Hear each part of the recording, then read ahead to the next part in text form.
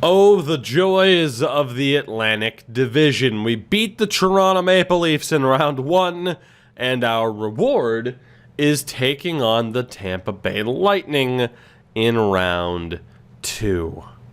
Good for us. Tampa, fresh off of surviving Game 7 against the Philadelphia Flyers, advance. You gotta look at the rest of the bracket there as well. Things went well for us, obviously, against Toronto. Very, very well. Shockingly well. Unpredictably well. But hey, we will ride that wave of momentum, I hope, through the rest of this series. I mean, Brady Tkachuk, point per game. Nico has been fantastic. God, didn't we need him to be. Rudolph Balcers, due to the injury to Taylor Hall, which hurts a lot. I don't know if Balcers is going to get the chance yet. We'll take a look again at some things. 4 points for Pinto, 4 for Brown, 4 for Tkachuk. You know, the big names showed up in that first-round matchup. We might get Colin White, Josh Norris, and Tyson Jost a different look. I'm not too confident in that. And I really don't like Alex Formenton at this point. I really don't. So we might change up some things out of pure necessity with this forward core. But yeah, Alex Formenton's time here is done. I'm sick of it. He's just a penalty machine. Of course, Taylor Hall is out for a month almost with a fractured jaw. Not really. I mean, less than a month. That said May 5th. So he's going to be back fairly soon, thankfully, but he is going to miss this series. So looking at the call-up options, you have Naslund, you have Pilar, Xavier Bourgault. It's kind of a tough call because on that line, he was the sniper of that particular line. Colin White would probably fit in pretty well. He would. We're going to give Colin White a pretty good chance here. And then on that third line, like I said, Rudolph Balcers isn't exactly what I had in mind. So I kind of want a grinder here, and I want a two-way that we could potentially call up in favor of Formenton and Balcers. So let's see who we can find here. Like I said, Formenton's going to be a healthy scratch at this point. So we need a two-way and we need a grinder. I really don't want to change anybody here. Naslund is a sniper. Ferk is a grinder. A lot of our better players are as grinders. John Gruden I had set up as a grinder. It might be worth giving him a shot. I actually don't know if I'm going to have any two-ways on this team. I don't think I made anybody a two-way aside from the real deal now. It's James Neal. Problem is, too, with a lot of these guys, we don't know how well they're going to fit in with the team. And, I mean, you could make the argument of, like, oh, what's going to benefit Naslund, Pilar, Gruden, Zimmer? What's going to benefit these guys more, getting called up now or staying with the AHL playoffs? So maybe we bump up Zimmer and Ferk, and we see how they could fill out these lines, if anybody can. But I definitely want a different look on that third line. Batherson, honestly, might be the guy that gets called up. Let's take a look here. Or not. It's not letting me hit the triggers to sort through players because they're fresh call-ups. Martin Ferk does not fit this team at all. Does Zimmer. He fits the third line, fits the fourth line decently. Oh boy. That's a problem. We got to see who fits this team. I mean, losing Taylor Hall is incredibly detrimental. So, let's see what we have here again. So, we'll send down Ferk and Zimmer. Who fits this team? We might as well look to call up our big-name players and see what happens. Apparently, I'd be over. It says I'd be over the amount of players. Oh, that's right, because I have the extra goalie on roster, don't I? I do, Prosvetov, who honestly we're going to send down at this point because there's no point in keeping him on this NHL roster. I can't imagine that he'll be back next year.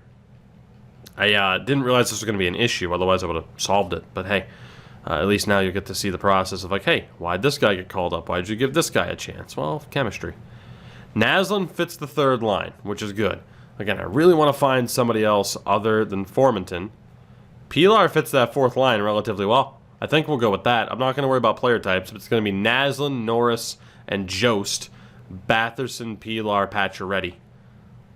That works for me. And then defensively, Bernard Docker, no point production with a good plus-minus. Brandstrom was very strong. Uyghur, not too bad. Chabot, decent as well.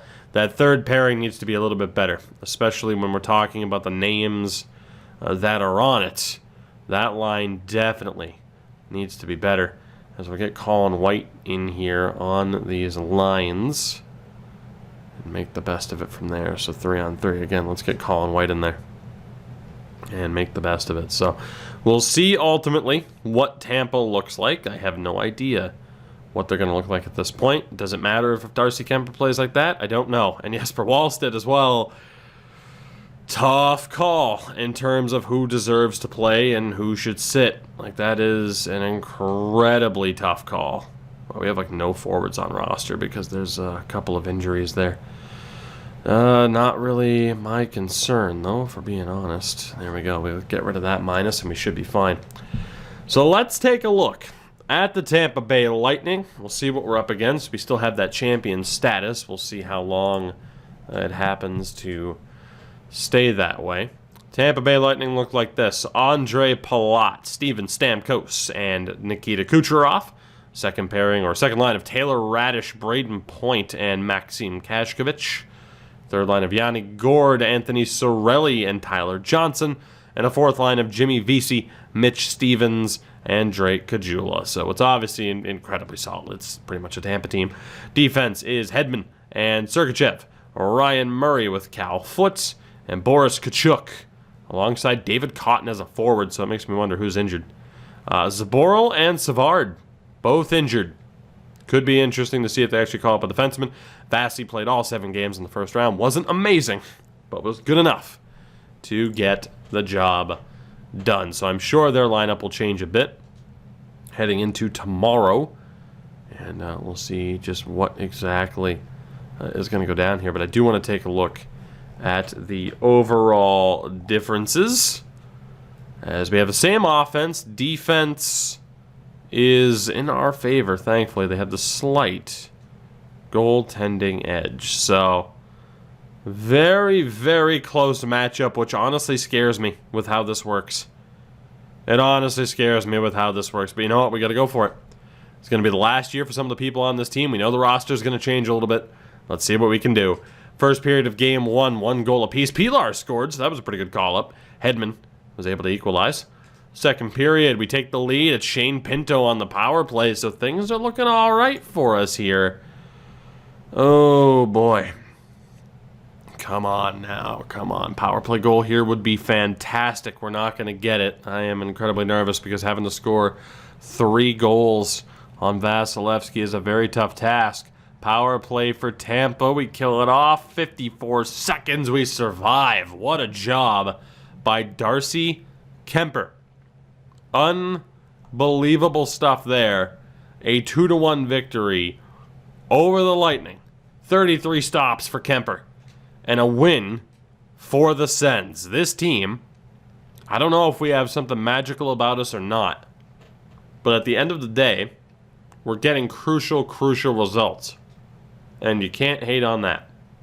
Honestly, you just take it, do the best you can with it, and hope those results continue to go your way. We'll jump into game 2. No reason to change anything after that result.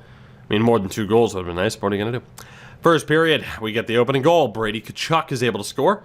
Second period, we get another one. Pilar, my goodness, you were a good call-up. We go to the third. Here we are.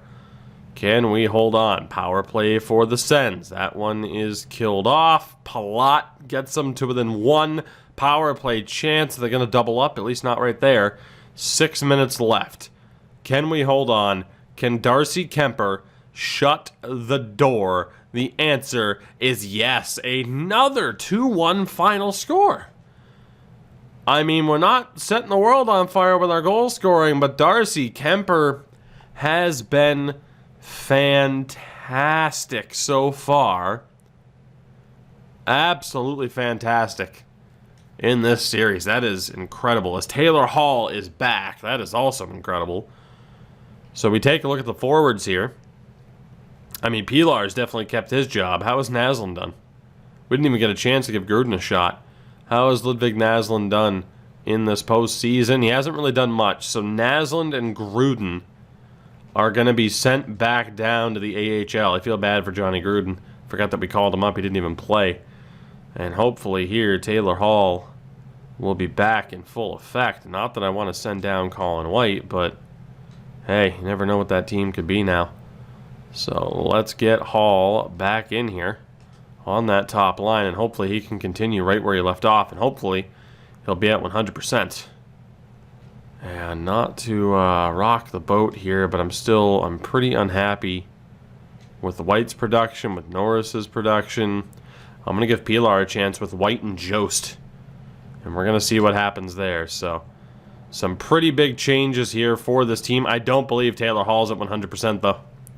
He's not. So Hall will not play in this game. If I could guarantee, like in a real-life situation, like, oh yeah, you're wearing the face shield, it's fine, I'd probably make that change.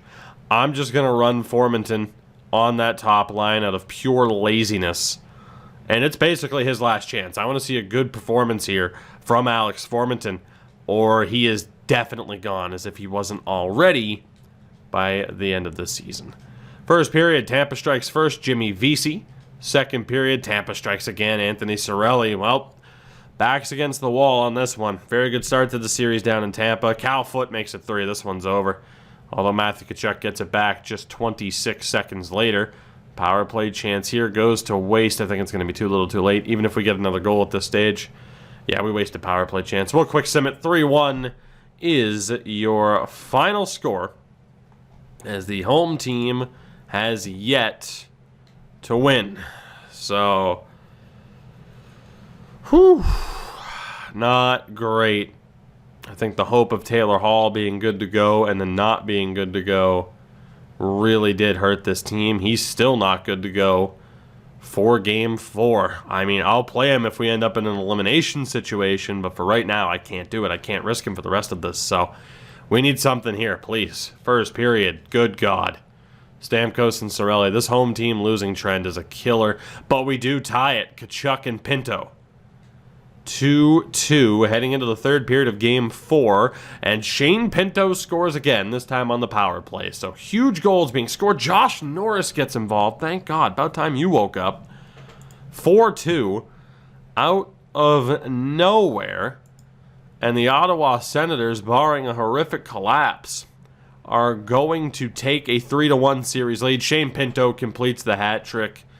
What a player. What a game.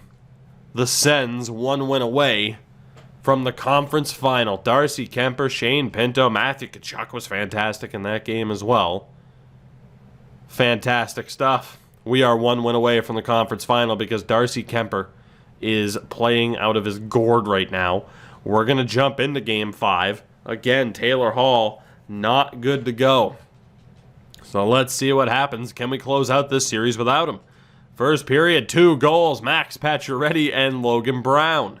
Second period, the Ottawa Senators are going to the Eastern Conference Final, 7-0. The final score. The Sens are moving on. Drake Batherson with a 4-point game. Darcy Kemper makes 32 saves in a shutout victory. And we will be playing either Carolina or Columbus in the conference final after one hell of a performance from this team, and in particular, Darcy frickin' Kemper. Wow. And Shane Pinto picking one hell of a time to step up for this team. 8 goals now in 10 games. The Tkachuks are stepping up right when I was worried about maybe not keeping them around. Matt and Brady both looking solid at this point. Nico, I mean, again, he's not Lafreniere, but he's Nico frickin' Hischier, and he's doing incredibly well. Logan Brown may have just saved his job on his team. If we can keep Logan Brown in the middle 6, that's a hell of a player to have. Drake Batherson's, of course, been phenomenal. We know Patches is leaving this team, but he's putting together quite the effort. Josh Norris waking up a little bit was extremely helpful. Tyson Jost, Colin White, very quiet.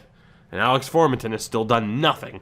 But if these guys wake up, same story as always, if they wake up and everyone else plays to the same level, we are an incredibly tough team to beat. As starting Darcy Kemper absolutely proved to be the right decision. An ungodly .942 save percentage through 2 rounds of the playoffs. We make short work of Tampa. We made short work of Toronto. And again, it'll be Carolina or Columbus. Taylor Hall will be back. Game 7 between the Canes and the Jackets. The Sens will be playing the Carolina Hurricanes in the Eastern Conference Final. Edmonton and Vegas on the other side. Will it be a rematch of 06, or are we due for a date with destiny against Alexis Lafreniere and the Vegas Golden Knights?